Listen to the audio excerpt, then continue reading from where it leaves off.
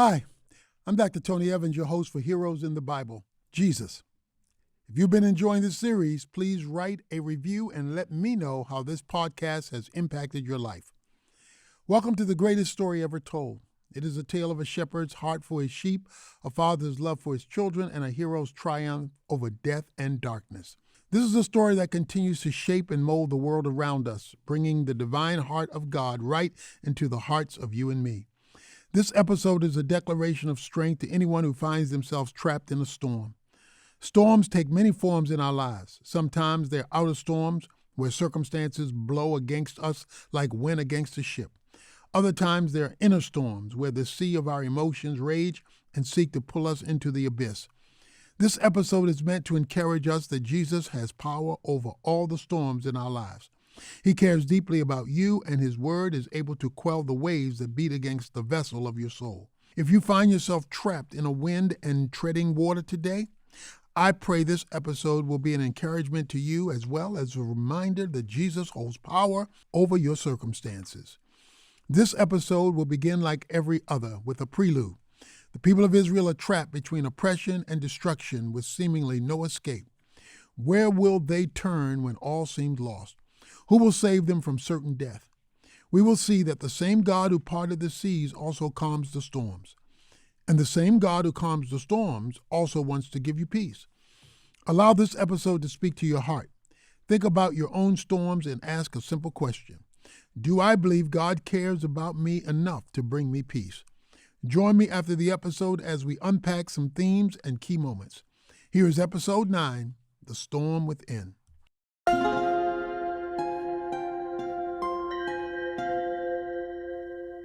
Prelude to Chapter 9. Did you send us out here just so we could be slaughtered? Don't you even care? The Hebrew shouted. You have doomed us, Moses! The people of God were standing between a vast and raging sea and the entirety of Pharaoh's army. Moses turned back to see thousands of chariots positioned at the top of a hill leading down to the sea. Pillars of smoke from the Lord consumed them, delaying them for a moment before they made their attack. Moses was panicking. He had led these people out on the command of God, yet here they were, standing between death by sea or death by sword. The wind howled on the coast, and the war cries of Pharaoh's horde was deafening. Didn't we tell you just to leave us as slaves in Egypt? The people shouted. Their words of doubt cut deep. Moses was accountable for their lives. Have I led them to their death? Moses thought to himself. Have I been wrong this whole time? He closed his eyes, ready to curl into himself and die. He looked at the raging sea. There was no way past it. Then he looked up at the chariots, consumed with smoke. There was no way of fighting them. Moses looked at the people. They were terrified. Women held their children close, and men trembled where they stood. Before Moses was the chosen leader of Israel, he was a shepherd. For the first time, he saw them as frightened sheep. Moses clenched his fist around his staff. He climbed up to a tall rock beside the sea and held his staff high in the air. Do not fear, Moses shouted. His voice was trembling but loud. He could feel courage bubbling up from within. It was a fire in his bones.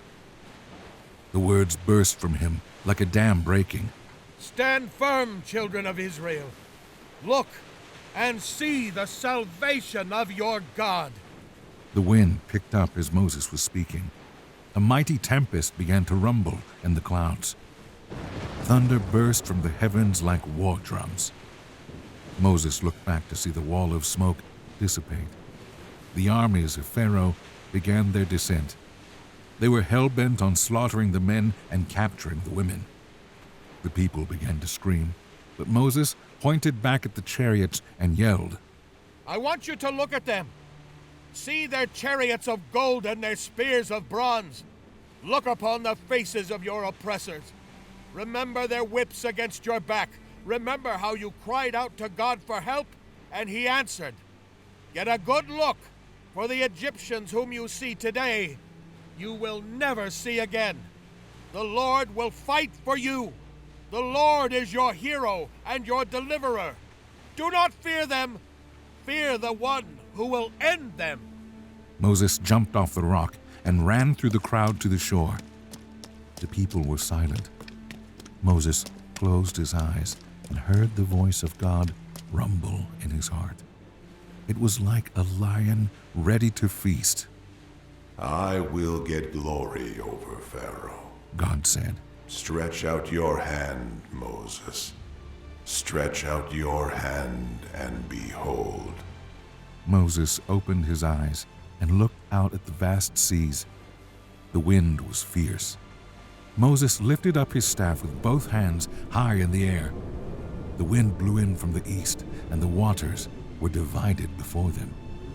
The people stood behind Moses, gasping at the wonders of God displayed over nature. The waters were like pillars on the right and left. The freed slaves of Egypt walked through the sea unharmed. Moses kept his arms raised, beholding the glory of God. He was truly the creator of the universe. The wind and the waves bent to his will. They obeyed his voice. Even the seas knew he was the Lord. As the seas danced in place and the winds howled, the Egyptian army was closing the gap. The oppressors were closing in on them, seeking to take their lives. When every last man, woman, and child was safe on the other side, the waters fell on the army of chariots.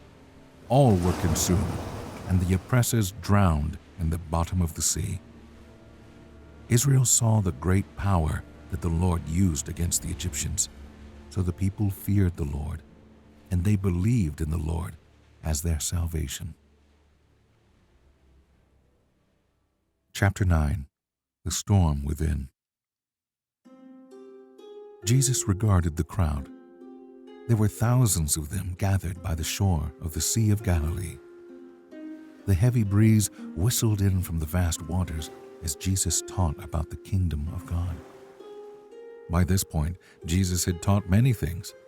People had traveled near and far to hear him speak. However, Jesus understood the state of every heart.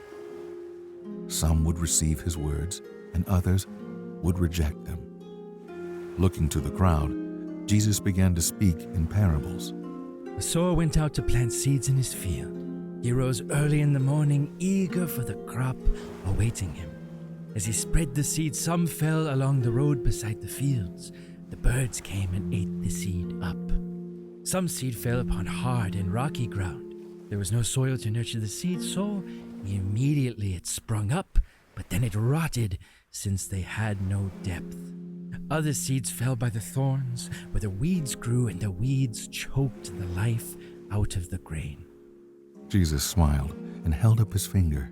Yet there was some seed who fell by the good soil. It was rich and fertile and perfect for growth. The seed that fell by the soil produced 30, 60, and 100-fold. Jesus scanned the faces of the people standing on the shore. He knew exactly where the seeds were falling. The clouds were beginning to darken, and the sun was hidden by the storm brewing in the horizon. The crowds were beginning to depart to their homes. Those that lived on the coast understood the matter at hand. A storm such as this had the potential to rip a boat to shreds. "Master, we should leave for tonight. Andrew said. A storm like this will not be kind to us." The other disciples nodded. Simon, James, and John were fishermen and understood the volatile nature of the sea. They respected the sea and feared its power. Jesus looked at the horizon. About 5 miles out was the other side of the sea. The disciples watched Jesus' gaze closely. They could tell he was up to something. Jesus smirked at his disciples and hopped into the boat. "Come now, let us go to the other side," he said. The disciples stuttered and looked out on the horizon. They obviously did not see what Jesus saw. They saw the gentle waves beginning to churn up into violent waves, and the gentle breeze was beginning to pick up speed.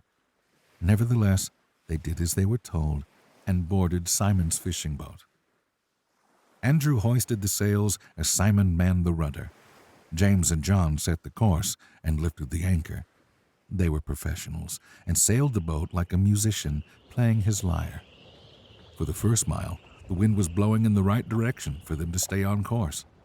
The boat rocked up and down to the volatile waves, and the rest of the disciples held onto the sides of the ship. John looked out at the horizon. On the other side of the sea were jagged mountain ranges. They were dark and foreboding. There had been rumors of a man that lived in the caves there. They said he had the strength of 1,000 men, and he was able to break chains with his bare hands. The very thought sent shivers down John's spine. The sun had set, and Jesus' eyes were heavy. He had spent much of the day teaching, healing, and ministering to people. Even with the glaring storm ahead, Jesus moved to the stern of the ship where there was an underhang to sleep. He laid his head on the cushion and fell fast asleep. Simon looked at Jesus and then looked up at the clouds. They were turning as dark as coal. He looked at Andrew, concerned about their chances of making it to the other side. Then, with almost no notice, the winds shifted. The boom of the ship swung violently as the winds changed course, and all the disciples ran for cover. Andrew leapt towards the rope and kept the boom from swinging. Simon could feel the rudder pulling to the left on its own. This is it. Peter thought. This is the end. Two winds blew in from the east and the west, colliding like two titans at war. Simon yelled at Andrew to lift the jib so he could steer properly, but the winds were flying in too many directions.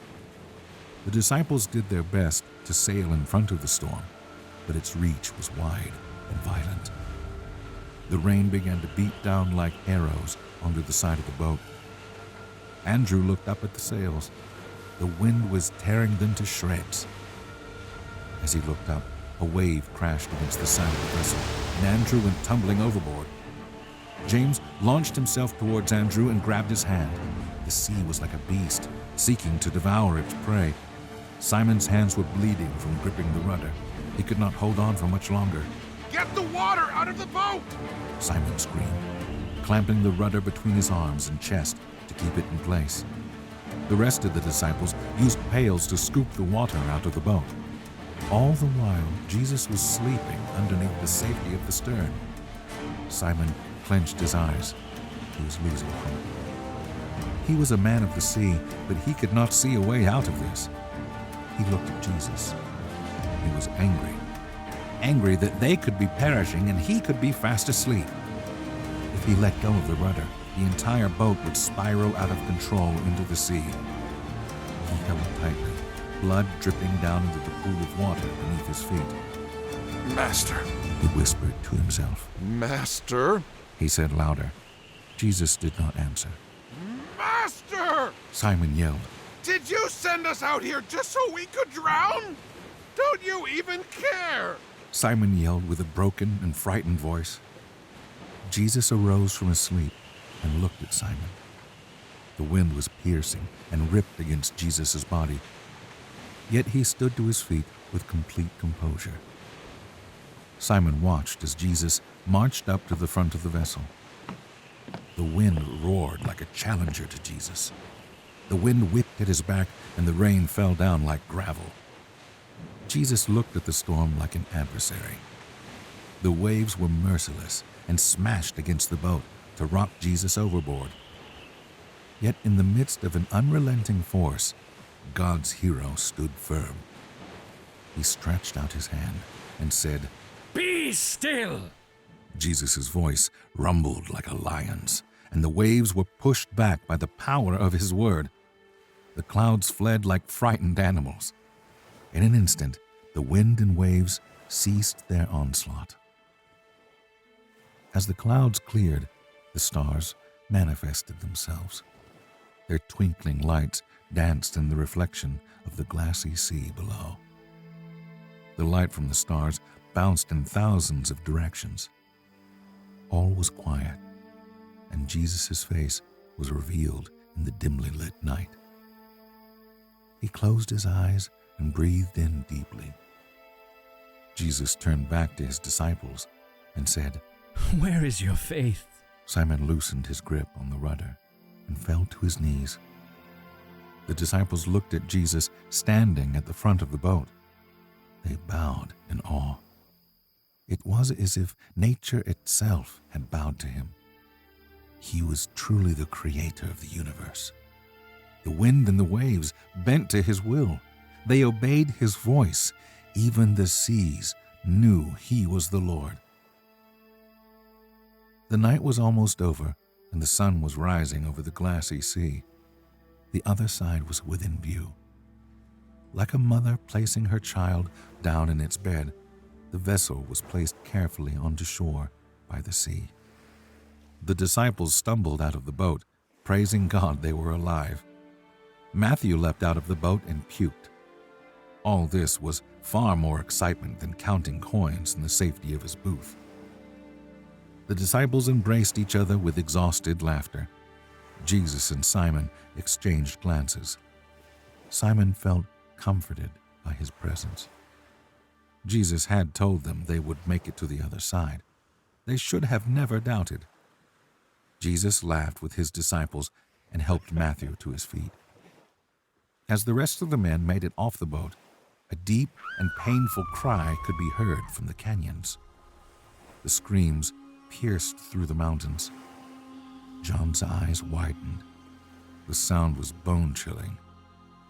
James turned his head as the sound of screams and broken chains grew louder and louder.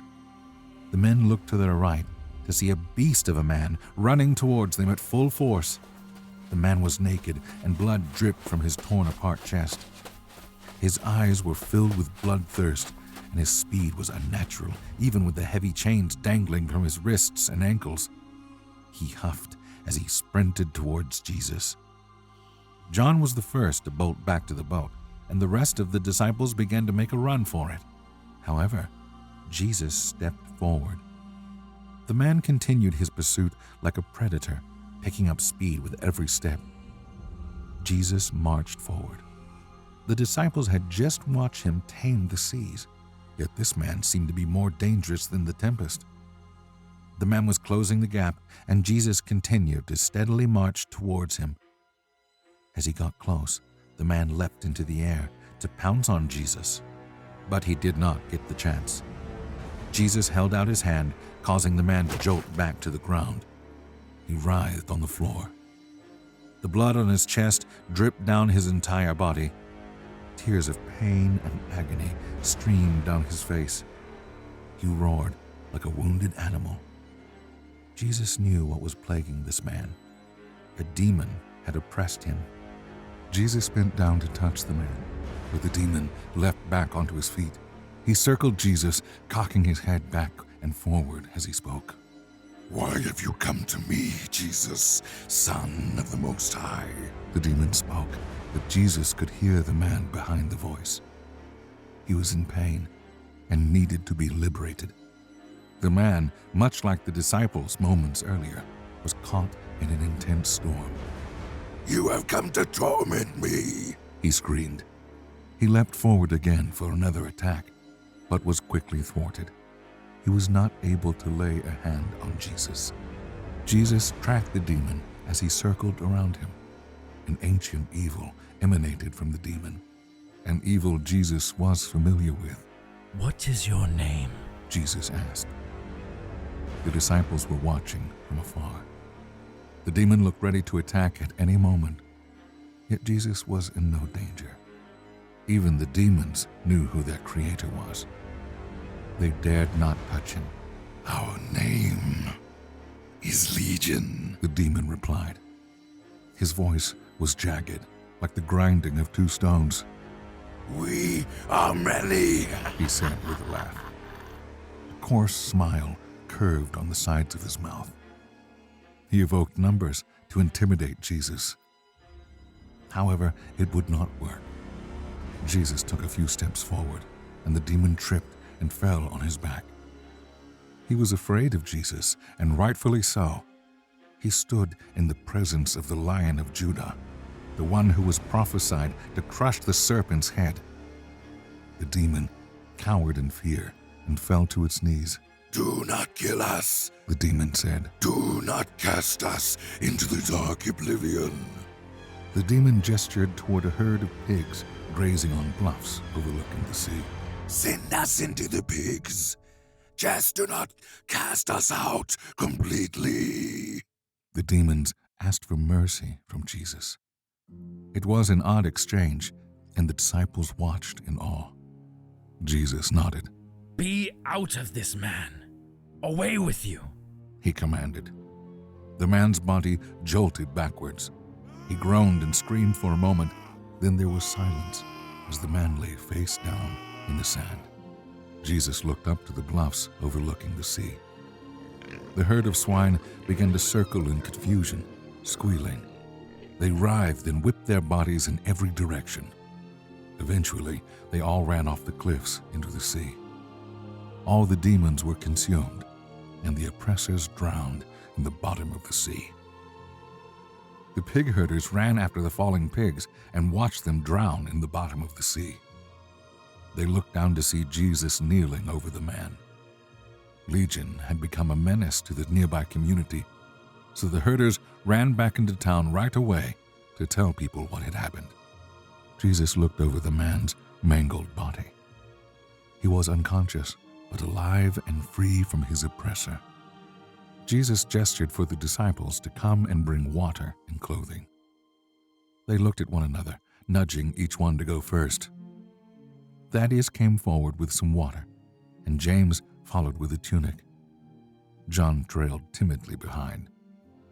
Jesus gave him water, bread, and clothed him. Andrew sewed up his scars best he could. He only had experience with fishing nets. After having food and water, the man began to think clearly. He stayed close to Jesus, clinging to him like a frightened child. Eventually, the pig herders returned with a mob of villagers. They were expecting to drive out the man once again and show him back into the mountains. For years they had shunned him, even resorting to chaining him to the cave walls. Yet he had broken his chains every time and terrorized the village below. They found the man sitting with the disciples in his right mind. They approached with pitchforks and daggers in their hands. The village leader approached the group with his sword in hand. You must leave. Please. The man begged. His knees were trembling and his sword was shaking in his hand. Do not worry, friend. John replied with a grin. Jesus has healed him. Look, this man is no longer possessed by that unclean spirit. He is in his right mind and there is nothing to fear. The people stirred as John said these things. The leader nodded his head. Yes, we can see that. The man is clearly healed. However, it is not him we are afraid of. The man gestured towards Jesus. The disciples tilted their heads in confusion. Jesus understood their fear. They were more afraid of the power Jesus had than the danger the demon posed. Please, he said politely. What you have done is miraculous, but do not come back here. We want no more dealings with demons. So Jesus waved for his disciples to follow him, and they departed back to their boat. The men boarded the boat, and James and John were beginning to push the boat out to sea. Wait, take me with you. The healed man yelled as he came towards the boat. Don't leave me here with them. The man came to the boat, and Jesus jumped off and embraced him. He enveloped him with fatherly love, and the man began to weep. They chained me to the cave, he whispered into Jesus' shoulder. Tears streamed down his cheeks. The disciples' hearts broke as they watched. Jesus held his shoulders and looked him in the eye. No, my child, he said. Something grand has happened to you. Tell people the story. Tell them how you were lost and now you are found. Tell them of the great things that you witnessed. Tell them how much the Lord has done for you. The man wiped his nose and nodded. Jesus smiled and gave him one final embrace. He boarded the boat. James and John launched the boat into the sea, and Simon held the rudder once again. Andrew let the sails down, and the disciples departed. The man stood at the shoreline, watching as the boat faded into the horizon. For years, his body was not his own. He was enslaved, yet God had liberated him and delivered him from his oppressors. Legion was consumed, and his oppressors drowned in the bottom of the sea. He saw the great power that the Lord used against the demons, so he feared the Lord and believed in the Lord as his salvation. The disciples watched as the man shrunk out of view. The light wind was gliding over the glassy waters. The sail was perfectly taut, propelling the boat forward. They looked at Jesus, silent and in awe. Jesus had calmed the seas and the wind.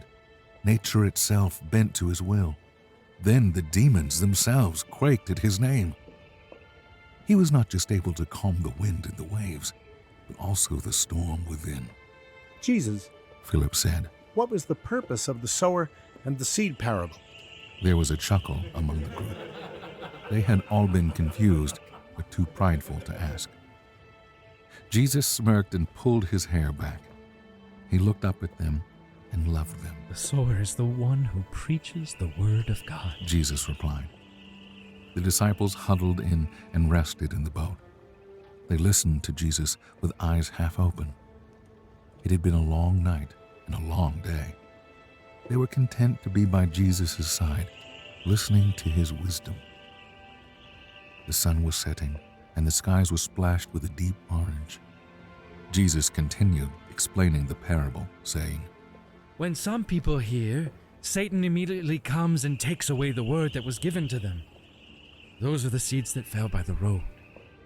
The rocky ground represents those who, when hearing the word, they immediately receive it with enthusiasm. However, they have no depth, and the root is unable to endure.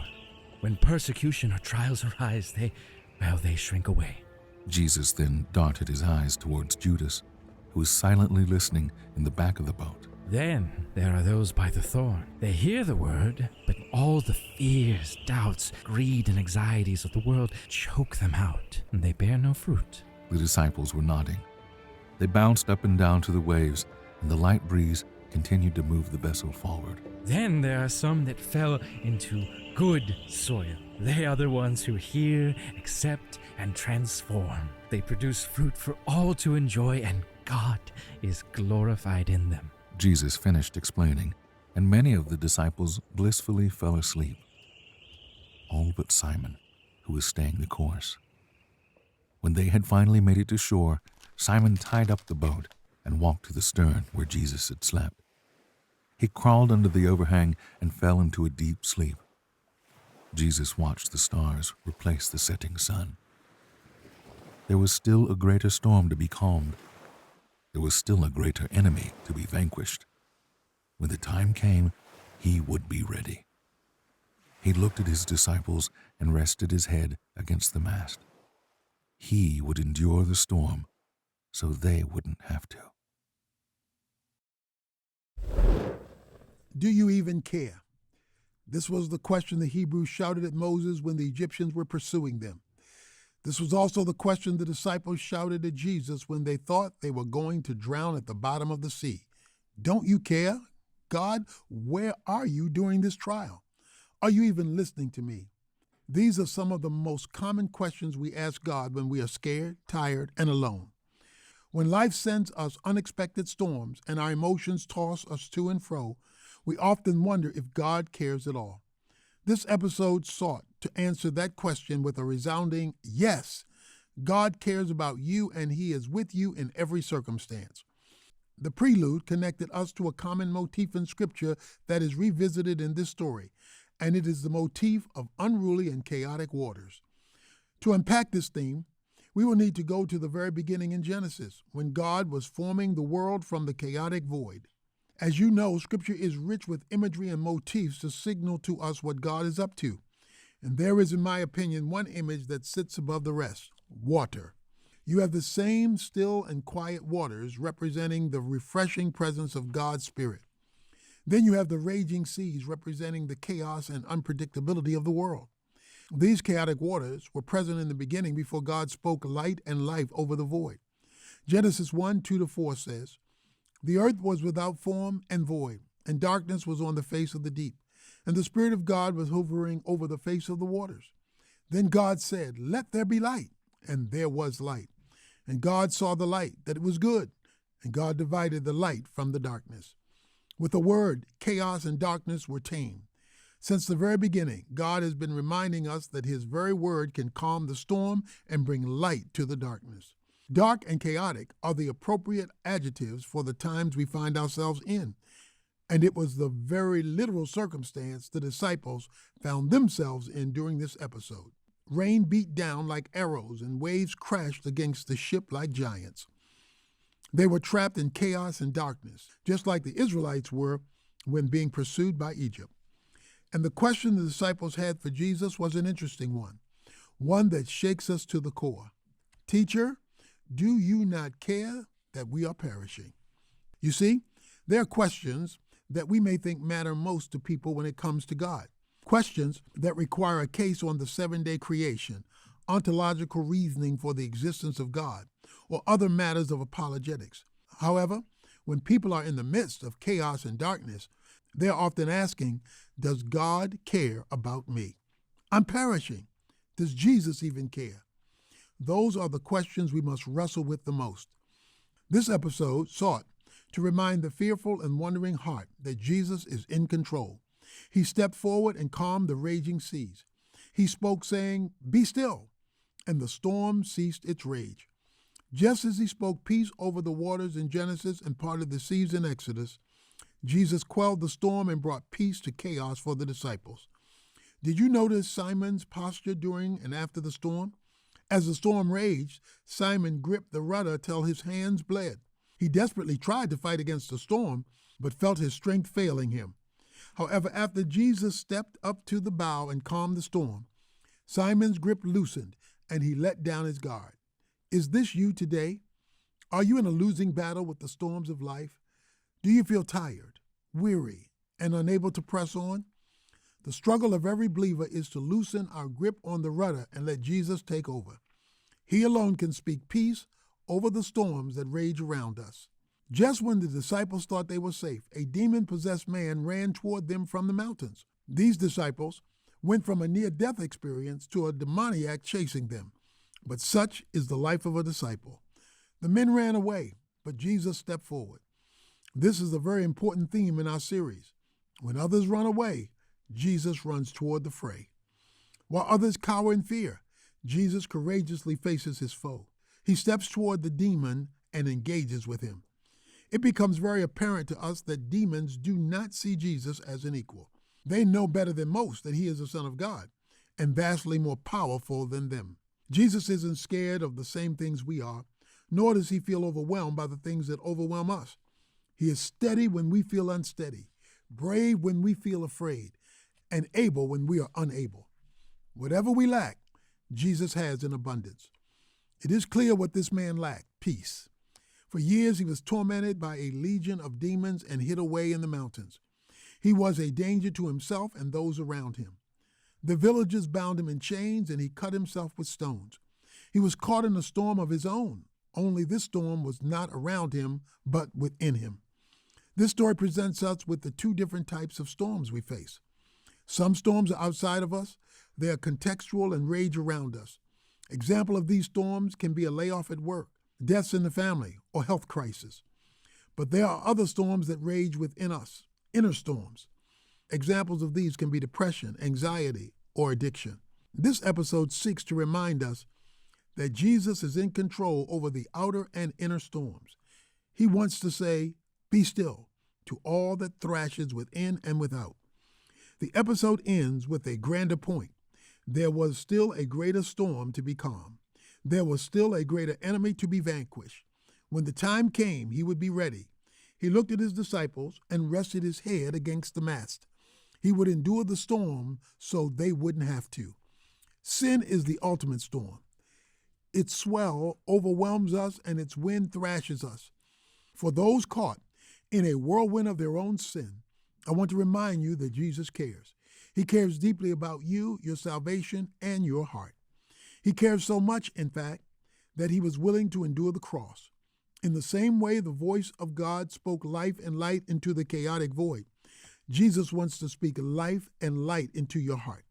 In the same way God parted the raging sea so Israel could escape their enemies, Jesus wants to make a way for you to escape the grips of sin. In the same way Jesus calmed the storm for the disciples, Jesus wants to give you peace in the midst of brokenness. In the same way Jesus took control over Legion, he wants to take control over your mind and heart. Jesus cares deeply. My final prayer in light of this episode today is that Jesus would grant you peace in the midst of the storm. In our next episode, a beloved character will wrestle with his own inner and outer storms. Alone in a jail cell, he will ask a similar question: does Jesus care? Join us next time for episode 10, God or Ghost. Thanks again for listening. For more inspiring stories, daily prayers, and wisdom to last a lifetime, go to pray.com. And to expand your Heroes in the Bible journey, download the Heroes of the Faith devotional at tonyevans.org/heroes. Please write a review and let me know how Jesus and this podcast have impacted your life. God bless.